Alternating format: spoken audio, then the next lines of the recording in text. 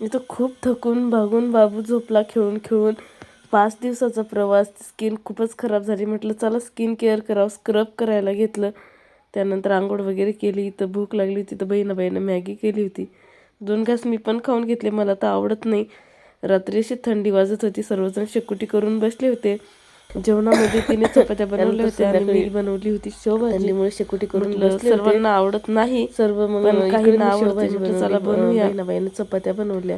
त्यानंतर बाबूला मॅगी पण बनवली. एका साईडला शेवभाजी आवडत नाही मामा त्याला खाऊ घालत होता तर नको म्हणते. बघा हे मामाने काढून बसला. सकाळी जायचे होते तर लवकर आवरून झोपलो. लगेच सकाळी लवकर आवरलं आणि आमच्या घरी सकाळी तयारी वगैरे केली. अकोला पोहोचायला इथून गाडी असते. इथून आमची ट्रेन पोहोचलो. तिथं 11 वाजताची रिक्षा घेतली.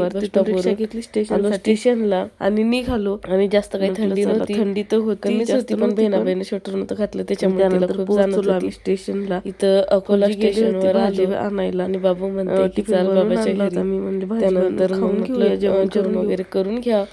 जेवण वगैरे केलं. नंतर आली ट्रेन. बसलो ट्रेनमध्ये. त्यानंतर 4:30 वाजता पोहोचायला. रिक्षा केली आलो घरी. बघू शकता कचरा बघू शकता किती आहे. घरात आवरून घेतलं.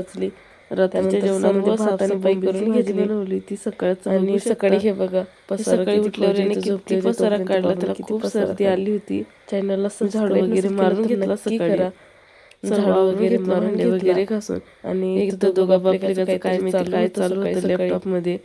त्यानंतर मी चहा बनवला. खूपच गळा खराब झाला होता. चहा घेतली कारण की गळा खूपच खराब झालेला होता. बाबूसाठी मॅगी बनवली. आमच्यासाठी वांग्याची सबस्क्राईब नसेल केलं तर नक्की करा. लाईक शेअर आणि कमेंट पण करा.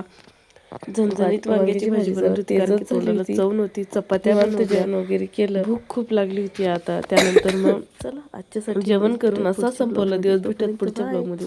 तो बाय.